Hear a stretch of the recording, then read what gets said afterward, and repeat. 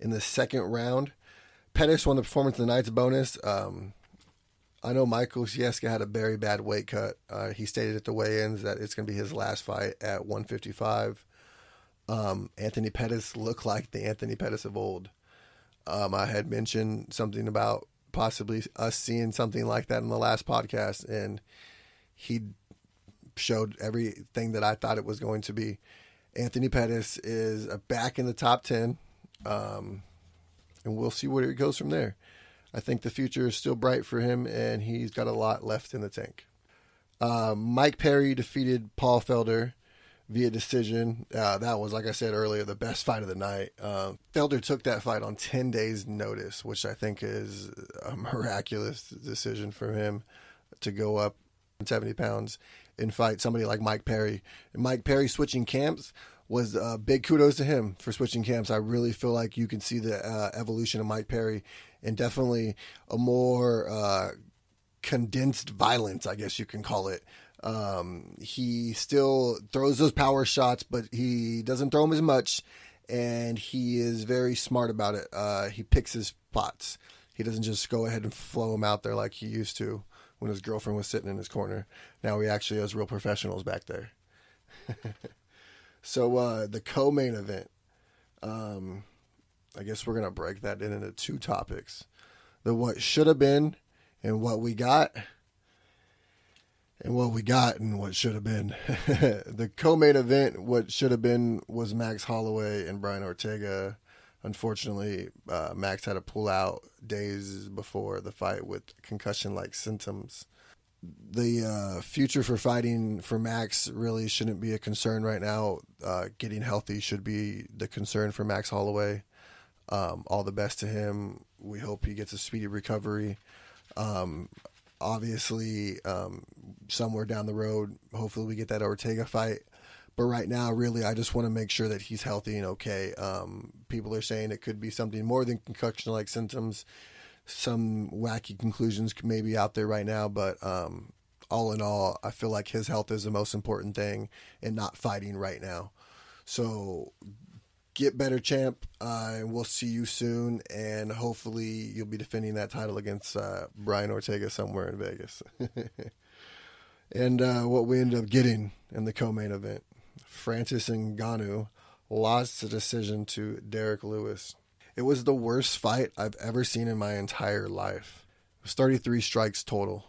It was more like a dance than a fight. The crowd, I think, was the best thing of the entire fight. We did the wave, pulled our phones out, made fireflies with our with the lights on our phone. I don't know if you could see that on telecast, but that was definitely one of the better things of that fight. Obviously, you could hear the fight chants because they were just standing there and everyone just had to yell fight because they were doing absolutely nothing. Dana White mentioned something that it could have been Francis Ngannou's ego got in his way, and now he is a shell of himself. Derek Lewis obviously stated he had some back injuries after the fight. It's one of the fights where I've never seen that they didn't do a post-fight interview. It was kind of funny. But then on to the main event, which was definitely something that I'll never forget. Daniel Cormier knocked out Stipe Miocic in the first round. DC becomes the second fighter to become a two-division champ. DC was confronted by Brock Lesnar after the fight. It was fucking hilarious. One of DC's trainers, like the shortest dude in the entire cage at the point. After Brock pushed DC, this little dude runs up behind Brock and pushes him. Brock probably didn't even feel it. Probably was like a fly touching you at a barbecue. That's how Brock felt. But it was a funny situation. People said that there was too WWE for them. I personally thought it was hilarious and great. It definitely builds a great fight for him and DC down the line for that heavyweight title. You gave Brock an opportunity to speak. He literally said everyone that fought that night, Derek Lewis, Francis Ngannou, and Stipe Miocic, were all pieces of shits. So he said, DC, I'm coming for you. Throws the mic at the camera. Real WWE-esque, but hey, going to get it right away. That one we're going to have to wait on. So as you know, in Brock's last fight, he failed a drug test. So he has to at least be in USADA for 6 months before he can fight. So I don't know the exact date he started, but I know that he'll be able to fight in January. So we'll get that fight somewhere in January. Now, obviously, DC is not going to wait that long to fight. He wants to fight 2 more times in his career. He said that already. One time at light heavyweight is going to probably be the next option, and it's going to be before that January date. So he'll defend his light heavyweight title somewhere before then. But right now I want to get into an even deeper discussion. And I know it's going to probably set a couple people off, but I'm just going to go ahead and say it. DC, in my opinion, right now is the greatest of all time. I'll give you one better. I'll give you a top 5. DC is number 1. Number 2 is George St. Pierre. Number 3 is Demetrius Mighty Mouse Johnson. Number 4 is Anderson Silva. Number 5 is John Jones. Now, obviously, as we know, John Jones could be number 1, but the steroid allegations, I will say allegations, the steroid allegations, and then the hitting the lady and running off into the hills in his car, all this stuff just keeps building up and building up and building up for John Jones. And at this point in time, all his personal stuff has kept him out of the octagon and keep building his resume, while all these other people have built their resume now, and now it's completely better than what it started was. So DC, yes, got knocked out by a juiced John Jones. But now, since then, DC has gone on to knock out what we consider the greatest heavyweight of our time, at least.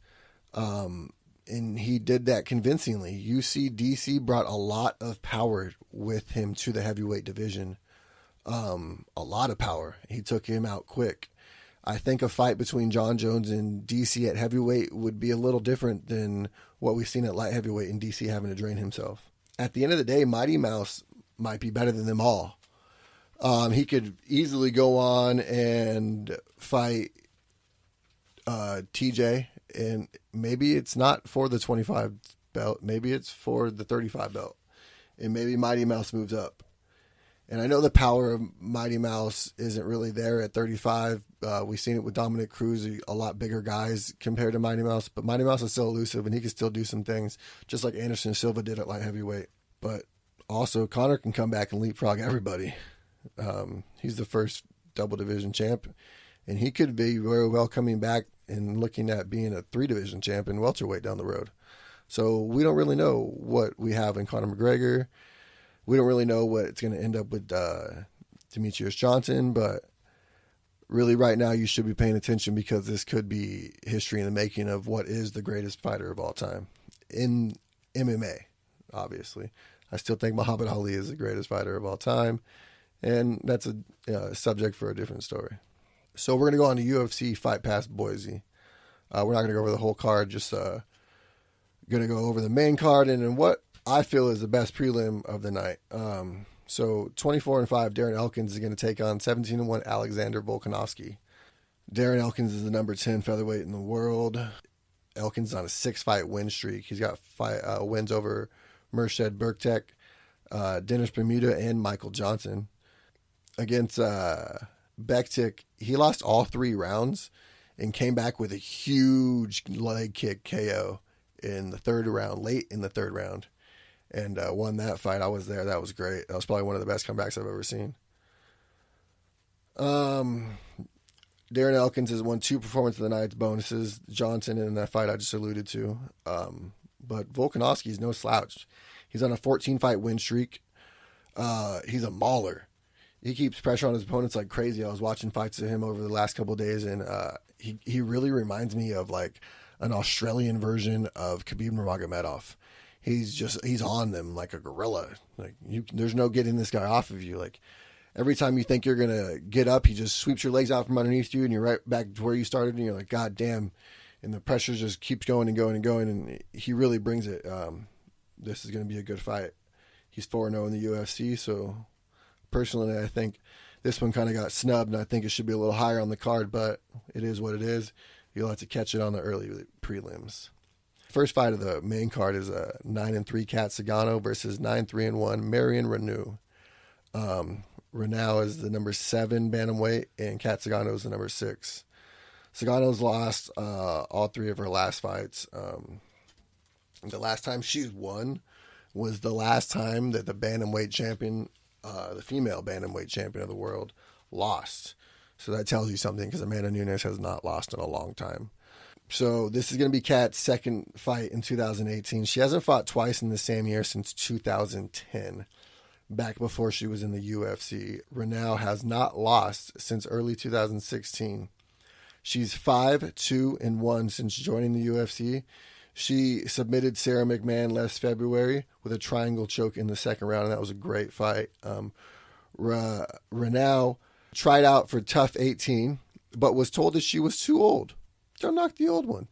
She's 41 right now, but she could be making a run eventually for that bantamweight belt, which I think Caitlin Vieira is going to be ending up holding eventually, but we'll talk about that later.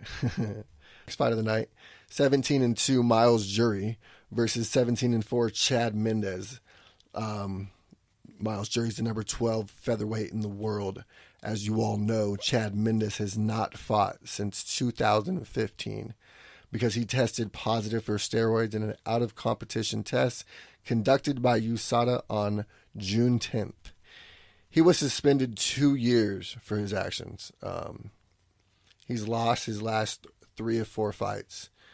His one fight was against Ricardo Lamas, and then the 3 fights he lost, the title fight against Aldo, the interim title fight against Conor McGregor, and then he lost against Frank Edgar. 2 of those were knockouts, the McGregor and Edgar one. So his break's probably been a pretty good thing for Chad Mendes. Get everything back right to where he needed to be.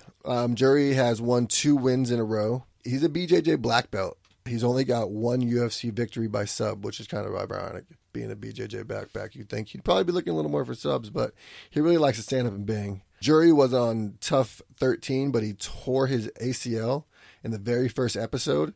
So Dana and the boys went ahead and brought him back for TUF 15. I thought that was pretty cool of them to do. Sometimes they don't do it, but obviously they saw potential in Jury and decided to bring him back, and he's done great since he's been in the UFC. The next fight of the night is 10-2 Randy Brown versus 11-1 Nico Price. It's a welterweight fight. Randy Brown's 4-2 since joining the UFC. Brown was the second prospect found on Dana White's Looking for a Fighter. Brown just beat another white Dana White Looking for a Fighter prospect, Mickey Gall, a couple of months ago. That was a pretty good fight. Randy Brown won it convincingly. He really handed it to Mickey Gall. Mickey Gall's got a pretty good resume on him. Obviously, CM Punk's not a name at all, but he has taken out guys like Sage Northcutt, and that's no slouch right there. Nico Price is 3-1-1 since coming to the UFC. His only loss ever was to Vicente Leque last October. Nico's no contest that he has on his UFC record was originally a knockout win, but it was overturned by the Dallas Commission because he tested positive for marijuana. I don't think that's right. I think you should give him his win back. Fuck the prohibition on pot. Get over it. All right, the next fight, 16-8, Dennis Bermudez is fighting 25-1 Rich Glenn. Glenn is 2-2 since joining the UFC. He's a former World Series of Fighting featherweight champion. His UFC debut was actually on 12 days' notice, and it was at lightweight. So, like they say, be ready because your call can come at any moment. And he was ready. He took that fight at a different division, and he just wanted to get in there and bang. Bermudez is 9-6 since joining the UFC in 2011. He holds a split decision victory over current featherweight champion Max Holloway. So there's that. He's on a 3-fight losing streak, though. Dennis was a finalist in TUF 14. He lost to Diego Brando. Diego Brando caught him in a dirty armbar. It was a great, great fight, but Brando caught him. The next fight is 10-2 Sage Northcutt versus 16-5 Zach Otto. Fun fact about Sage Northcutt is Sage Northcutt and I share the same birthday, March 1st. We weren't born the same year. I'm a little older than he is, but we were born the same day. Kind of cool.